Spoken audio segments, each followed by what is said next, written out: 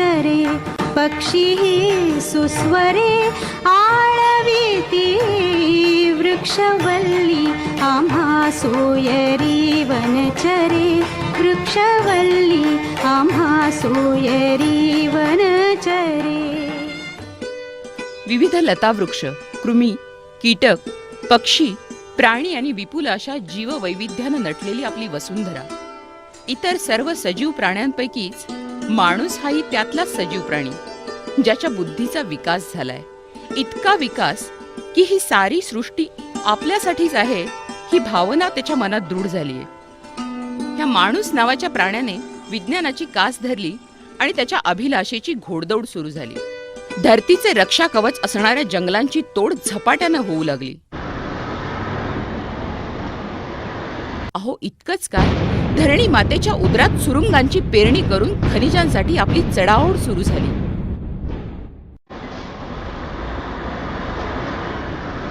माणसाने उत्तरोत्तर विज्ञान आणि तंत्रज्ञान त्यात अधिकाधिक प्रगतीची शिखरे पादाक्रांत केली, पण निसर्गाला ओरबाडण्याची घोडचूक ही केली.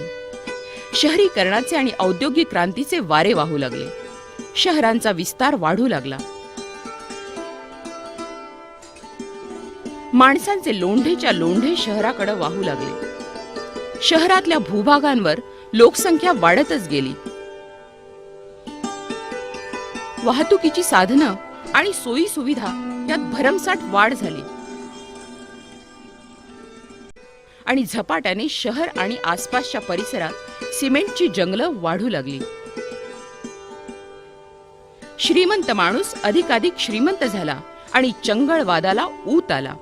श्रीमंत आणि नवश्रीमंत वर्ग आपल्या उपभोगाच्या हव्यासासाठी साधन संपत्तीचा यथेच्छ वापर करू लागला. एकीकडे श्रीमंतीचा झगमगाट तर दुसरीकडे गरिबीत पिचून गेलेली जनता आपल्याला मिळेल त्या जागेत आणि मिळेल तिथं मरण येत नाही म्हणून जगण्यासाठी अव्याहत झुंज देत कणाकणानं मरणारी. पर्यावरणाला ओरबाडून माणसानं औद्योगिक क्रांती केली, स्वार्थासाठी विकास साधला आणि त्यातूनच प्रदूषणाच्या भस्मासुराचा जन्म झाला. पाण्यातलं प्रदूषणही वाढीला लागलं.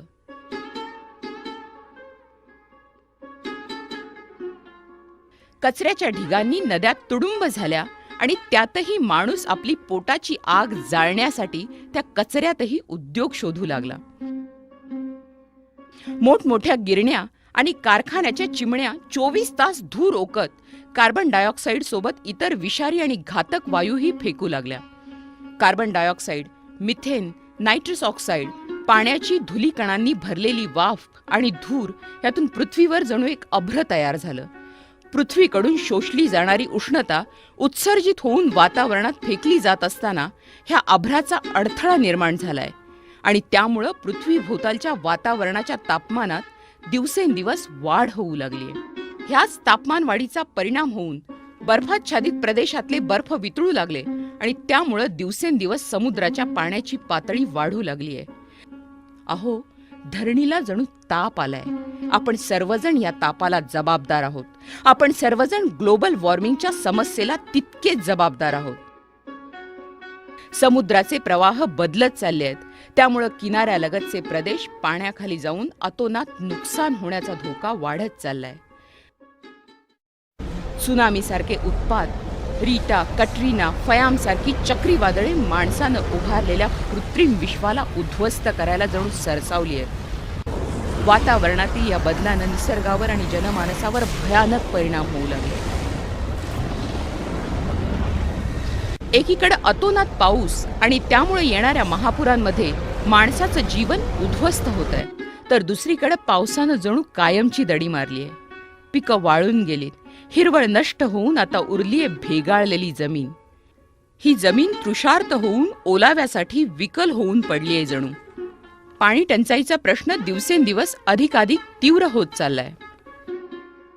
अतोनात वाढलेली लोकसंख्या, त्यामुळे वाढलेली गरिबी आणि ह्यासोबत हातात हात घालून कुपोषण आणि रोगराई आता थैमान घालू लागलीय.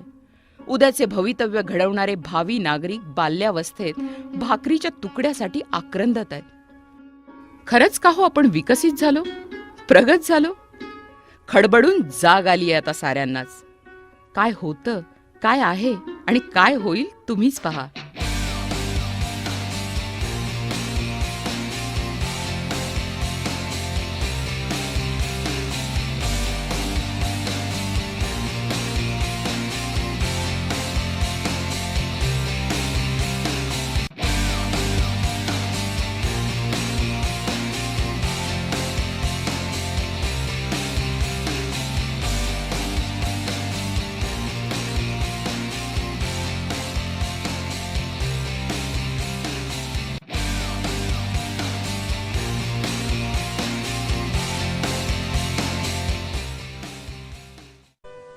आता सर्वजणच आपल्यातले द्वेष, हेवेदावे, वैरभाव मागे ठेवून समोर आलेल्या म्हणजे आपणच निर्माण केलेल्या समस्यांना तोंड देण्यासाठी एकत्र येत आहेत. आपणही आता कंबर कसली पाहिजे.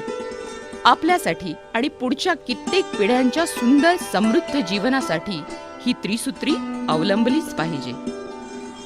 आपल्या गरजा सीमित ठेवा. चंगळवाद वाढवू नका.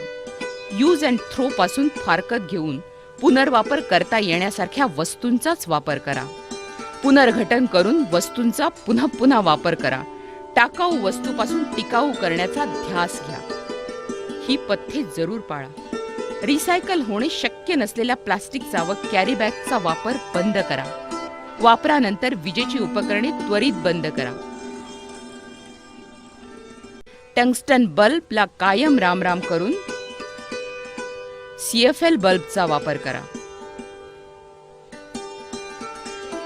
माणसागणिक खासगी वाहनांची संख्या कृपया वाढवू नका.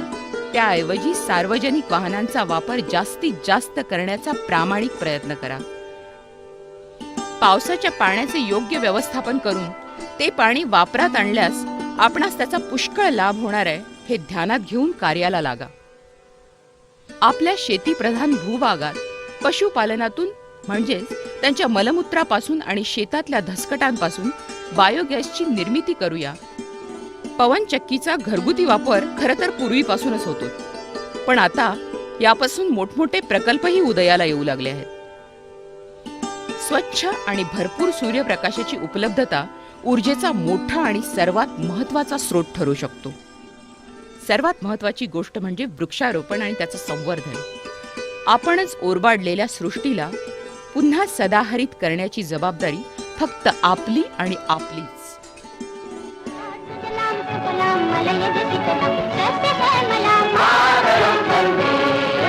सुजलां सुफलां मलयज शीतलां जय जय श्यामलां मातरं वन्दे.